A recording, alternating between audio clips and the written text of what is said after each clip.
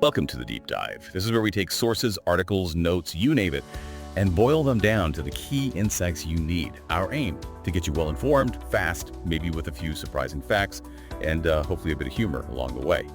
Today's Deep Docs is all about practical knowledge, really custom tailored for you, our listener. Oh, and before we properly dive in, just a quick thing. If you enjoy this deep dive, maybe consider buying me a coffee. You can just scan the QR code in the podcast cover art. It genuinely helps keep this series going, so thank you. Right, this Deep Dive was brought to you by ProCare Hanoi. They're the phone and laptop repair shop that the expat community really trusts. Think fast service, clear communication, honest advice, basically exactly what you need when your tech starts, well, sweating in the heat. More on them later. Okay, so today, we're digging into something super important if you're planning any kind of trip to Vietnam, maybe a visit, a longer stay, perhaps even a move, especially maybe for more mature travelers. Our mission today is pretty straightforward. How do you pack smart for Vietnam? We're talking warm, humid, sometimes unpredictable weather. We'll figure out what you absolutely need to bring, what you can definitely leave behind, and how to stay comfy, sun safe, and ready for pretty much anything, all while keeping that luggage light. Okay, let's unpack this. So let's start with the absolute basics. Vietnam's climate, I know from our sources it's pretty diverse, but what's the kind of universal truth we need to get our heads around for packing, no matter where or when we go? Yeah, that's the big question, isn't it? And while Vietnam definitely offers a huge range of experiences, the consistent thing, the baseline from all our sources is expect hot, expect humid, and expect it to be wet sometimes. That's your starting point. But what's really interesting, I think, is how different that baseline feels across the country. Okay. So like if you're heading north, say Hanoi, summers, May to August, they are hot and sticky, really sticky. But then the winters, December to February, they can be surprisingly cool. Cool. How cool? We're talking low 60s Fahrenheit, sometimes even dipping into the 50s, which is, not quite the tropical image most people have of Vietnam. Right. That's a really important point. So north in winter might actually mean needing a light jacket, which isn't the standard Vietnam packing advice you usually hear. So what about Central and South Vietnam then? Exactly. Now, if you go central places like Da Nang, Hoi An, and it tends to be hot and dry earlier in the year, think February to August roughly. But then come September, October, November, it gets noticeably rainier. That's their main rainy season. Yeah. And then down south, like Ho Chi Minh City, well, that's pretty much tropical year round. It's consistently warm, consistently humid. You do get distinct dry and wet seasons, but that underlying warmth, that humidity, it's always there. You'll hear people joke about needing a sweat-proof wardrobe there. Huh, I bet. So what does all this mean then for your actual packing list? How do we take these regional differences and turn them into smart choices for the suitcase without, needing 5 different bags? Well, despite those regional variations, the core advice that keeps coming up in our sources is this: lightweight, breathable, and moisture-wicking clothes. They are your absolute best friends in Vietnam, full stop. Think of it like this. The foundation is always light, breathable fabrics. But the really interesting insight, the thing that changes the game, it's realizing how little you actually need to pack if you plan to use Vietnam's laundry services. Laundry. Tell me more. They're fantastic, widely available, cheap, fast. You can often drop off a bag in the morning, get it back clean and folded by evening. So you could realistically pack for just, say, 3 or 4 days and just cycle through. Wow, okay. That is a game changer. Knowing you don't need an outfit for every single day just frees up so much space mentally and physically. Right, so with that climate knowledge and the laundry tip in mind, I'm really keen to know, what did our sources say are the absolute must-have clothing items? What makes it into that essentials bag for comfort and being ready? Right, let's get specific. For tops, definitely light, breathable cotton or linen shirts. Those materials just handle the humidity so much better, they let your skin breathe. Makes sense. And absolutely pack at least one long sleeve top. This isn't just for maybe cooler evenings in the north, it's crucial for sun protection during the day. Seriously, the sun is strong.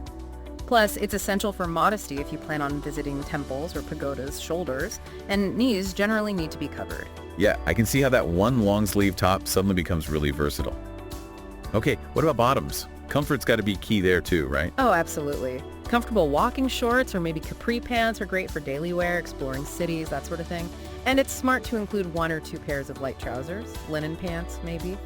They're good for evenings, especially if mosquitoes are around, or again, for visiting more conservative places. And for women. For women, loose-fitting midi or maxi skirts were highlighted quite a bit. They're practical, comfortable in the heat, and totally temple appropriate. ticks all the boxes. Okay, outerwear. My gut says pack something for rain, but do you need a heavy-duty raincoat? Or is something lighter okay? A light rain jacket or even just a foldable poncho is definitely a must-have, especially if you're traveling between May and October. That's rainy season in many areas. One source mentioned a traveler who skipped it and got completely soaked in a sudden Da Nang downpour. Memorable, but maybe not ideal. Yeah, lesson learned the hard way. And don't underestimate a light shawl or a large scarf. Super versatile. Extra sun protection, instant modesty for temples, or even just something to wrap up in if the air conditioning on a bus or plane gets a bit aggressive. Good point about the AC. Okay, footwear. Imagine with all the walking, good shoes are non-negotiable. Oh, 100% crucial. Breathable walking shoes or really supportive sandals are paramount. Your feet will thank you. You'll be walking a lot. Definitely. Beyond that, flip-flops are great for beach areas or just slipping on quickly around the hotel. And a really good tip, consider slip-on shoes. Slip-ons, why specifically? Because you'll often be taking your shoes off, entering temples, sometimes homes, even some shops. Fumbling with laces constantly gets old fast. Slip-ons just make life easier. Smart. Okay, so we have the main clothes and shoes. What about those little extras, the accessories that can make a big difference? Right, don't forget these. A wide-brimmed hat is essential. Sun protection again, sunglasses obviously, and a foldable umbrella. It's great for those sudden rain showers, but honestly just as useful for creating your own shade on really sunny, hot days. Oh, interesting use for an umbrella. And definitely bring a reusable water bottle. Staying hydrated is so important in that heat and humidity. You'll be refilling it constantly. It really sounds like these specific choices aren't just about looking okay. They're fundamentally about staying comfortable and being able to adapt, right? Sun, rain, temples. Exactly. It's about function first. Feeling good allows you to enjoy the experience more. So beyond the wardrobe, what about those health and comfort things? The stuff you might not think about until you really need it. Yes, definitely need to cover those. Top of the list. High SPF sunscreen. And don't skimp on the SPF. The sun there is stronger than you might think. Locals are very conscious of it. You'll see them covered up. Take their lead on this one. It's preventative, you know. Don't wait until you're already burnt. Good advice. And I'm guessing insect repellent is high on that list too. Absolutely, especially for evenings or if you're going into more rural areas or even if you just seem to be a magnet for mosquitoes. Pack it. Okay, what else? Medications? Yes, bring any personal prescriptions you need, obviously. And maybe a small basic first aid kit, plasters, antiseptic wipes, pain relief, tummy settlers, things you're familiar with. Pharmacies are everywhere in Vietnam and generally good, but having your own basic stuff you know works for you is just easier and more comforting. And something highly recommended, especially for dealing with the heat or even jet lag. Electrolyte powder packets, you just add them to your water. They can really help you feel better faster when you're adjusting. Lots of travelers swear by them. Electrolyte's good tip. Yeah. You know, something our sources mentioned, a small detail, but maybe important in the humidity. Moisture wicking underwear and socks. Does it really make a difference? It absolutely does. It sounds minor, maybe, but think about it. Those are the layers right next to your skin. If they stay damp, you feel damp and uncomfortable all day. Moisture wicking fabrics pull that sweat away, helping you feel much fresher, preventing chafing. It's like your personal microclimate control, a small thing with a big impact on comfort. Right. Okay. Makes total sense when you put it like that. And speaking of keeping things fresh, let's circle back to that laundry tip. It really seems key to packing light. It really is. Knowing you can easily get clothes washed cheaply and quickly, often same-day service, means you just don't need to haul weeks worth of clothing around. Pack for a few days, wash, repeat. It's liberating. And I think you mentioned another angle on this. Yeah. About maybe not packing everything. Yeah, exactly. Another great tip from the sources. Consider packing even less and actually buying some clothes there. Local markets have incredibly affordable, lightweight clothing. You can even get things tailored incredibly quickly and cheaply bespoke items perfectly suited to the climate in just a day or two. It's a great way to get comfortable, unique pieces and a cool souvenir. Okay, I love that idea. Pack less, buy local, get tailored stuff. But, you know, all this talk of heat and humidity, it does raise another important point. What about our tech? Our phones, laptops, cameras? They don't always love these conditions. Yes, the electronics. That's a real worry, isn't it? Yeah. How do we protect our gadgets? What are the must-dos for tech packing? Okay, first things first. Power. Bring a universal adapter. Vietnam uses a mix of plug types, mainly A, C, and F, so a universal one just saves hassle. Got it. Universal adapter. What else? For your phone, seriously consider a waterproof pouch. They're cheap and invaluable, great for sudden rain, boat trips, beach days, just peace of mind. Good call. What about laptops or cameras? For other gadgets, maybe keep them in a dedicated dry bag or at least a well-padded sealed case, especially if you're near the coast or expect high humidity or rain. Moisture is the enemy. Right. And please back up everything important before you leave home. Photos, documents, everything. A device failing is stressful enough without losing irreplaceable data. Backup to the cloud, an external drive, whatever works, just do it. Solid advice. Because, even with all the best precautions, sometimes tech just gives up in the heat or humidity or maybe gets dropped. And that's where our sponsor, ProCare Hanoi, comes in.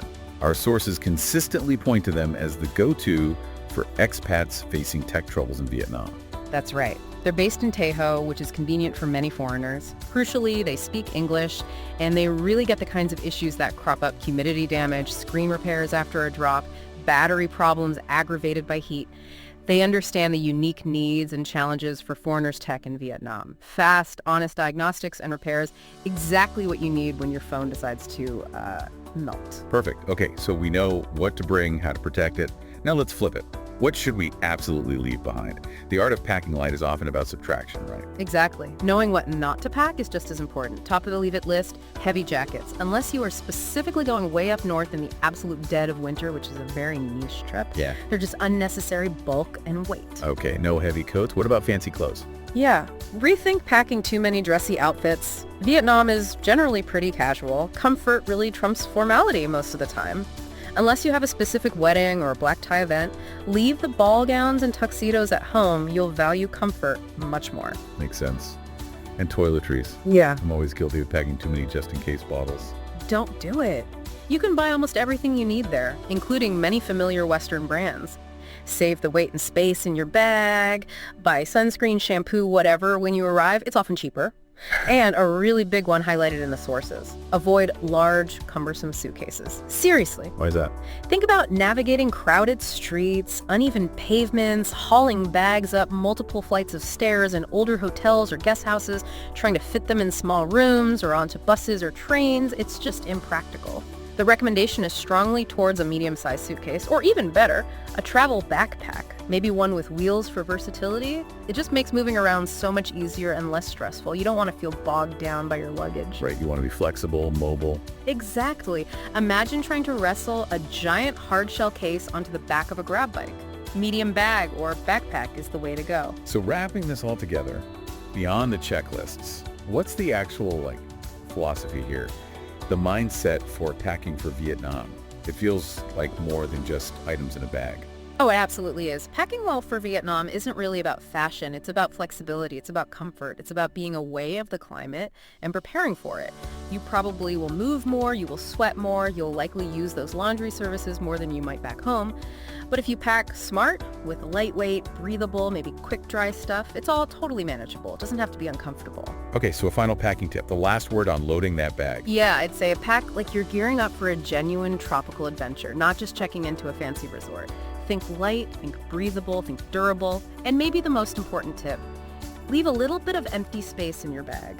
For souvenirs? Exactly. Yeah. Because trust me, you will find things you want to bring home. Textiles, coffee, art, tailored clothes. Leave room for them. Fantastic advice. Well, that brings us towards the end of this deep dive on packing smart for Vietnam. We've covered the climate, the essential clothes, health bits, tech protection, what not to bring.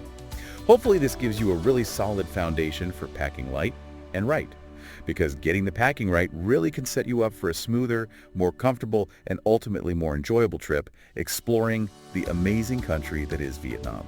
And one more big thank you to our sponsor, ProCare Hanoi. Remember them, the trusted phone and laptop repair shop for expats, ready to handle everything from humidity issues to cracked screens. Find them in Tay-Ho. And maybe just a final thought to leave you with. As you're carefully deciding what goes into that suitcase or backpack, maybe also think about the mindset you're packing for the journey. Because sometimes the most essential item for any incredible adventure isn't something you wear or carry, but the perspective you bring with you. What a great thought to end on. Until next time on The Deep Dive, stay curious and keep exploring.